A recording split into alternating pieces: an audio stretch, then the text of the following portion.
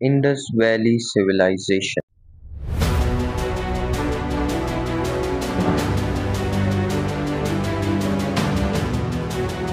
हम पाकिस्तान की जब भी हिस्ट्री की बात करते हैं तो हम ज़रूर इस चीज़ के बारे में डिस्कस करते हैं कि इंडस वैली जो है वो पाकिस्तान का जो ओरिजिन था ओरिजिनली वो ये इंडस वैली सिविलाइजेशन ही थी। लेकिन हम जो है ज़्यादातर हमारी किताबों में जो है वो ब्रिटिश इंडिया से पढ़ाया जाता है या मुग़ल एम्पायर से पढ़ाया जाता है। लेकिन हमें ये जानना ज़रूरी है कि हम एज अ पाकिस्तानी हमारा जो ओरिजिन है वो कहाँ से हुआ था। तो इंडस वैली सिविलाइजेशन जो है वो अराउंड 5000 टू 7000 ईयर्स पहले जो है जाके इस्टेब्लिश हुई थी।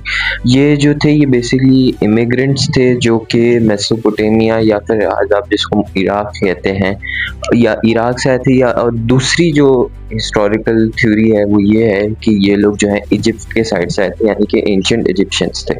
तो there are two mixed theories, लेकिन जो ज़्यादातर बिलीव की जाती है वो ये है कि ये मेसोपोटामिया से आए थे। लेकिन जब ये आए थे तो ये डायरेक्टली जो है सिंध के इंडस वैली सिविलाइजेशन की इस्टेब्लिशमेंट नहीं हुई थी। उससे पहले ये जो है बलूचिस्तान में एक जगह है मेहरगढ़ के नाम से, वहाँ पे जाके इन्होंने सेटलमेंट की थी। और जो है इस एरा को हिस्टोरियंस ने जो है डिस्क्राइब किया है नियोलिथिक, यानी कि ये वो एरा है जो कि बिल्कुल स्टोन एज के बाद जो मॉडर्नाइज हुई थी।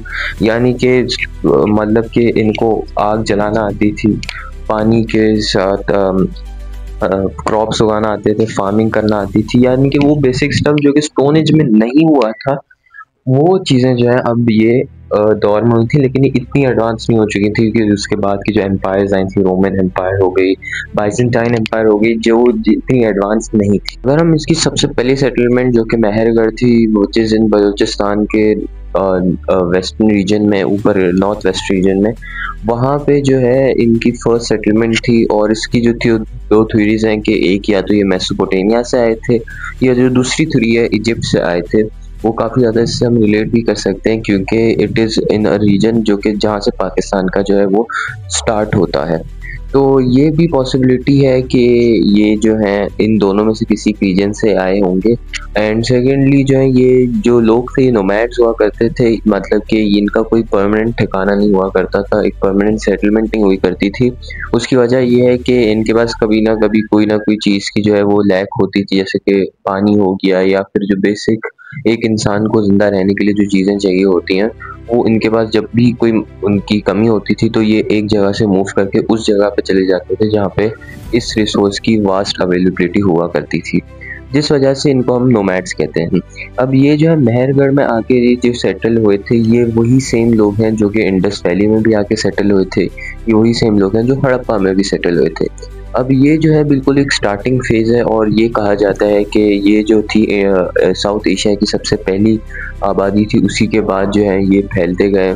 और आज आप देखते हैं कि जो हड़प्पा के एरिया है और जो नीचे इंडस का एरिया है ये दो अलग अलग एरिया नहीं है, ये पूरा एक ही एरिया है इंडस से हड़प्पा तक का। हमने डिस्कवरी जो हुई है वो सिर्फ हमने कुछ हिस्से की है, लेकिन जो हिस्टोरियंस हैं वो ये कहते हैं कि जो ये एरिया है, जो रीजन है, ये पूरा का पूरा वास्ट तरीके से फैला हुआ है और इसकी जो बहुत सारी चीज़ें जो है वो अंडर द रबल है। तो इसलिए जो है ये लोग इतने एडवांस तो थे नहीं, लेकिन जो है बेसिक जो सिस्टम होता था जैसे ड्रेनेज का सिस्टम हो गया, इरिगेशन का सिस्टम हो गया, ये इनको आता था। अलबत्ता जो इंडस वैली के जो लोग थे, जो मोहनजोदाड़ो वाला जो रीजन है उसकी बात करूँ। अच्छा, पहले तो ये चीज़ क्लियर कर लें कि जो इंडस वैली के लोग हैं और जो हड़प्पा के लोग हैं वो दो डिफरेंट हैं। इंडस वैली वाले जो लोग हैं वो आप कह लें ये मेहरगढ़ के रीजन से आए हैं, वैसे जो हड़प्पा वाले लोग हैं वो जो है नॉर्दर्न रीजन यानी कि पहाड़ी इलाके से आए हैं। अब उनकी जो डिसेंडेंट है वो कहाँ से हुई है उस चीज़ के बारे में अभी तक पता नहीं चला है, but it is quite thing के जो है ये दो अलग अलग कौमें हुआ करती थी, दो अलग नेशंस हुआ करती थी। और इनकी गवर्नेंस की अगर हम बात करें तो इनका गवर्नमेंट कोई एक प्रॉपर गवर्नमेंट नहीं हुआ करती थी, हर रीजन का एक अलग अलग जो है रूलर हुआ करता था। अब जैसे कि हमने जो है इंडस वैली जो है वो सिर्फ मोहनजोदाड़ो पे रिलाई नहीं करती, और भी एरियाज हैं, तो मोहनजोदाड़ो का जो रूलर है वो अलग होगा, हड़प्पा का जो रूलर है वो अलग होगा और जो जो डिफरेंट डिफरेंट रीजन्स हैं उनके रूलर्स अलग अलग हुआ करेंगे। इंडस वैली के बारे में तो बात करेंगे एंड में, लेकिन हम पहले हड़प्पन सिविलाइजेशन के बारे में बात करते हैं। तो हड़प्पन सिविलाइजेशंस को हिस्टोरियंस ने जो है वो 3 फेजेस के अंदर जो है डिस्क्राइब किया गया है। पहला फेज जो है वो है अर्ली हड़प्पन लाइफ, दूसरा फेज है मेच्योर हड़प्पन लाइफ और तीसरा फेज है लेट हड़प्पन लाइफ, यानी कि हड़प्पन सिविलाइजेशन जो है किस तरीके से टुवर्ड्स द डीसिविलाइजेशन की तरफ चली गई थी। इन 3 जो है टॉपिक्स के ऊपर बात करते हैं। सबसे पहले तो हड़प्पन के बारे में हमने पता कर लिया कि ये माउंटेनियस एरिया यानी कि पाकिस्तान के नॉर्दर्न रीजन से डिसेंड करते हुए टुवर्ड्स रिवर रावी जो आज है वहाँ पे आके ये सेटल हुए थे। अगेन इनका भी वही सेम रीज़न था जो कि नोमैड्स का होता है कि रिसोर्स की जो है अवेलेबिलिटी थी, वास्ट अवेलेबिलिटी थी। रिवर रावी का जो है अलुवियल प्लेन था, यानी कि क्रॉप्स की ग्रोथ और इरिगेशन अच्छी तरीके से हो सकती है, विच अगेन प्रूव्स अ पॉइंट कि हड़प्पन सिविलाइजेशन क्यों ज़्यादा एडवांस थी इंडस सिविलाइजेशन से। उसकी वजह यह है कि they knew how to irrigate. अब क्योंकि ये जो स्टोरी है, ये हिस्ट्री है, ये इतनी पुरानी है कि उस वक्त जो है इरिगेशन और फार्मिंग और लाइफ स्टॉक फार्मिंग इन चीज़ों को जो है बहुत ज़्यादा एक इम्पोर्टेंस दी जाती थी। अब अर्ली हड़प्पन जो हैं वो मेहरगढ़ के कुछ लोग आके बसे थे और नॉर्दर्न रीजन के कुछ लोग आके बसे थे, और इनकी जो अर्ली लाइफ है उसकी जो डिस्कवरी है हमारी जो साइट से होती है वो इस तरीके से होती है कि जो स्केलेटन्स हैं वो अराउंड जो है कहा जाता है कि 5000 to 6000 ईयर्स ओल्ड पुराने हैं। अब उसमें से जो है बहुत सारे जो आर्कियोलॉजिस्ट हैं उनका जो है इस चीज़ के ऊपर डिनाई है कि नहीं, ये 5000 to 6000 नहीं बल्कि 9000 to 10000 ईयर्स पुराने हैं। अब इसके ऊपर जो है वो बहस होती रहती है, बट एक चीज़ तो कंफर्म हो गई है कि साउथ एशिया के अंदर जो है सबसे ज़्यादा अगर कोई पुरानी कौम है तो वो यही हड़प्पन्स हैं, यानी कि ये लोग जो हैं मोहनजोदाड़ो वाली कौम से भी ज़्यादा पुराने हैं। अब ये जो है ये ज़्यादा सिविलाइज्ड नेशन थी कंपेयर टू मोहनजोदाड़ो और इंडस वैली वाली सिविलाइजेशन जो थी, और इनका जो मेन जो काम हुआ करता था वो ये था कि अभी मैं मेच्योर फेज के अंदर एंटर हो चुका हूँ कि ये किस तरीके से टुवर्ड्स द पीक गए और जो है अपनी जो सिविलाइजेशन है उसको अपग्रेड किया, एक्सपेंड किया, वो किस तरीके से हुआ। तो ये जो है मेनली इनका काम हुआ करता था स्टोन के बीट्स का, यानी कि आपके लिए हैंड्स क्राफ्ट का काम हो गया, या फिर उस टाइम पे जिस रिसोर्स की भी अवेलेबिलिटी होती थी उस चीज़ को हैंडीक्राफ्ट में कन्वर्ट करके जो है मार्केट के अंदर बेच दिया। तो यानी कि पूरा एक जो उनका सिस्टम था वो इसी चीज़ के ऊपर बेस करता था। पहली चीज़ तो थी कि एग्रीकल्चर इनको आता था करना, और दूसरी चीज़ ये थी कि ये हैंडीक्राफ्ट में जो है बहुत ज़्यादा मशहूर थे। तो इसलिए जो सील्स वगैरह मिलती हैं जो कि बेसिकली उनकी राइटिंग्स थी, क्योंकि उस वक्त जो है कोई ऐसा लैंग्वेज जो है वो कॉमन नहीं थी, so they used to express their emotions, gratitude वगैरह जो भी है वो इन टर्म्स ऑफ राइटिंग क्या करते थे, जो कि दीवारों पे किया करते थे। अब इस राइटिंग के बारे में, इन सील्स के बारे में जो है अभी तक कोई इसकी जो है डिक्रिप्शन नहीं हुई है। We can not understand their language की क्या इन्फॉर्म करना चाह रहे हैं, बट उनकी जो ड्राइंग्स हैं वो इंडिकेट ज़रूर करती हैं कि जो है ये चीज़ें जो हैं ये जैसे कि बुल्स बने हुए हैं कहीं पे जो है कुछ लोग हैं, या फिर एक प्रीस्ट जो है वो आपने दिखाया हुआ है कि यस ही वो used to be a ruler. तो ये कुछ टाइप की हिंट्स हैं, but we can not completely target, क्योंकि ये एक ब्रॉन्ज एज थी। तो ब्रॉन्ज एज का मतलब क्या है, ये आप स्टोन एज के बाद जो नेक्स्ट एज थी वो ब्रॉन्ज एज कहलाती थी, इसलिए तो हम इसको नियोलिथिक कहते हैं। तो खैर वो अलग डिस्कशन है। तो बेसिकली ये स्टोन बीट्स के बारे जो है वो काम किया करते थे। स्टोन बीट्स यानी कि दे हैड लैपिस, और इनके पास जो है ब्रास, कॉपर, इन चीज़ों की जो है इनके पास डिस्कवरी थी, विच ऑल्सो प्रूव्स के ये लोग के पास कोई ऐसी मशीनरी या कोई ऐसे टाइप के टूल्स हुआ करते थे जो इतनी डीप डिगिंग करते हैं, which again proves a point कि ये सिविलाइजेशन क्यों ज़्यादा एडवांस थी compare to Indus valley civilisation. क्योंकि इनके पास जो है, क्योंकि इंडस वैली की जो सिविलाइजेशन थी वहाँ पे जो है इस टाइप की चीज़ें इतनी नहीं मिली हैं, लेकिन जिस टाइप से वास्ट मेजॉरिटी में हड़प्पन एज में या फिर आप कह लें जितनी एडवांसमेंट वहाँ पे नज़र आई है उतनी इंडस वैली में नज़र नहीं आई। तो दे यूज टू डू स्टोन के, मार्बल के, और फेरोज़ा जिसको कहते हैं वो भी जो है डिस्कवर हुआ है, और तो ये हैंडीक्राफ्ट से जो है बहुत ज़्यादा एक्सपर्ट थे। अब ये जो इनका मेच्योर फेज था ये राइज था। और अगर हम गवर्नेंस की बात करें तो गवर्नेंस में जो है जो हमें प्रीस्ट के जो हैं वो एक स्टैचू मिलता है विच प्रूव्स के ये लोग जो हैं some type of ideal worshipping के अंदर इन्वॉल्व थे। अब उसका उसी की डिसेंडेंसी आप कह लें कि हिंदुज़म की तरफ प्रमोट करती है। हिंदुज़म का जो है प्रमोट करने वाली ये कौम है। If I can say that's completely right, क्योंकि इनका जो है वो प्रीस्ट का सिस्टम और जिस तरीके से आज हिंदुज़म मॉडर्न डे में है ना, उसी तरीके का एक सिस्टम था। तो basically they did not have a perfect religion, complete religion इनका नहीं था, बट ये जो है वो आइडल वर्शिपिंग की तरफ ज़्यादा फोकस किया करते थे। तो इनके पास एक गवर्नर या फिर आप कह लें एक एम्पायर नहीं हुआ करती थी, तो एक प्रीस्ट हुआ करता था जिसको पूरी कौम जो है वहाँ की माना करती थी, यानी कि डिसीजन मेकिंग हो गई या सब कुछ हो गया, it was use to be decided on their end. ये बात हो गई हड़प्पन लेट मैच्योर हड़प्पन्स की, यानी कि इनका जो है किस तरीके से एक राइज था। अब जो है लेट हड़प्पन्स की तरफ अगर हम बात करें तो ये लोग जो है इनका जो आप कह लें एक टाइप से एक्सटिंक्शन हो गई या फिर मूव आउट हो गए उस एरिया से। उसकी जो वजह बताई जाती है वो फ्लड्स हैं या फिर सिकनेस है, या फिर वो जो है उस वक्त समझा करते हैं कि स्पिरिचुअली जो है ये लैंड उनके लिए अब सही नहीं रहा, तो दे मूव्ड आउट और फिर ये मूव कर गए टूवर्ड्स इंडिया के जो है नॉर्दर्न रीजन की तरफ, आज हरियाणा जिसको हम कहते हैं, या फिर इसके आसपास का जो रीजन है वहाँ पे ये लोग मूव आउट हो गए थे।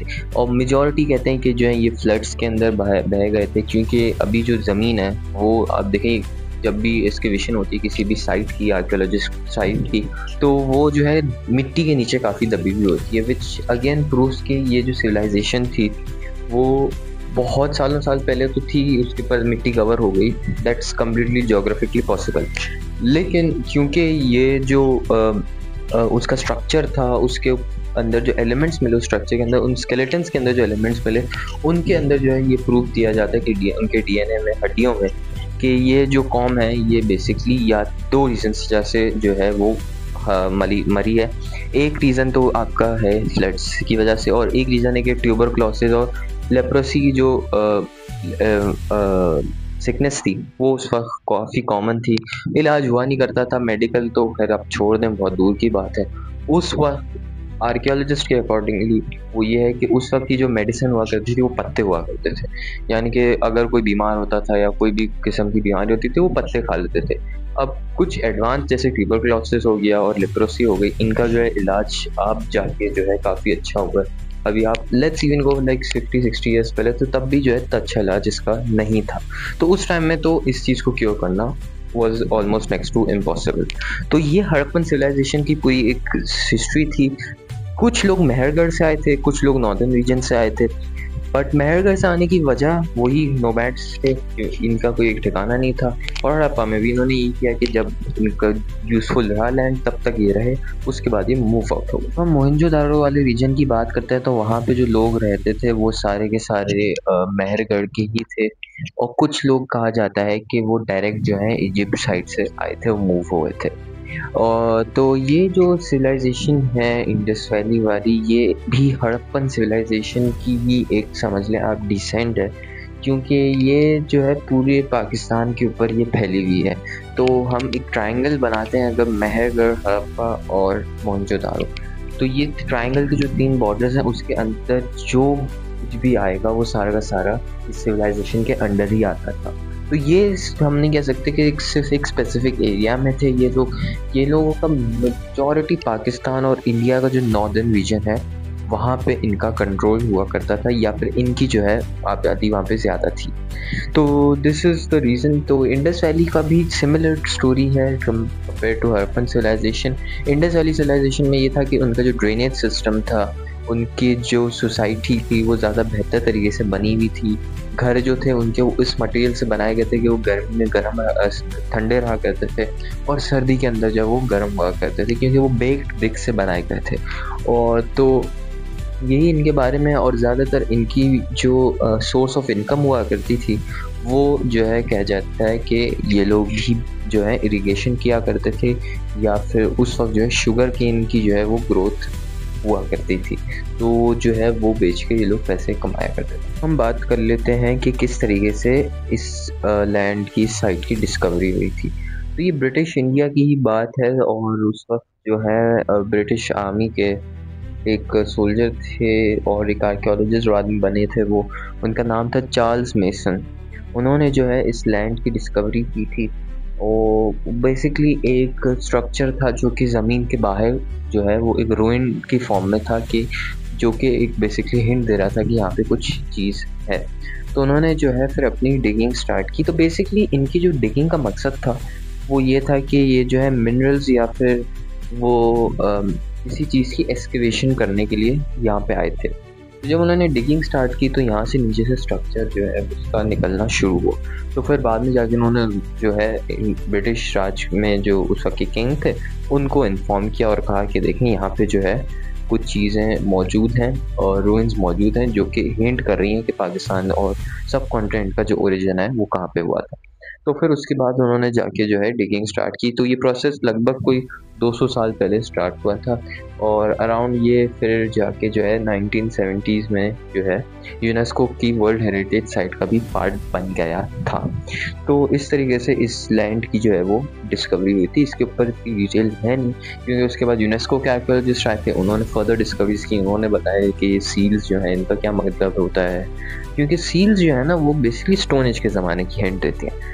क्योंकि मिडिवल एज में और उसके बाद जितने भी सारे हमारे पास हिस्ट्री है वो ज़्यादातर मिडिवल एज के, रोमन एम्पायर हो गई, बाइजेंटाइन एम्पायर हो गई, तो ये सारी जो है मिडिवल एज में आती हैं। तो इन्होंने जो है वो ज़्यादा आसान होता है डिस्कवर करना, क्योंकि सबसे पहली चीज़ तो लैंग्वेज होती है, तो जो अंडरस्टैंडिंग कम्युनिकेशन होता है वो ज़्यादा बेहतर हो जाता है। वेरएज़ यहाँ पे तो ना आपके पास कोई लैंग्वेज है ना कोई सोर्स ऑफ साइन है कि यहाँ पे जो है इस टाइप के लोग रहा करते थे या फिर ये इनका जो है असल ओरिजिन था। तो एक कोई कंफर्म्ड वो नहीं था साइट के, ये जो है इनकी ओरिजिनलिटी जो है वो इस साइट की है।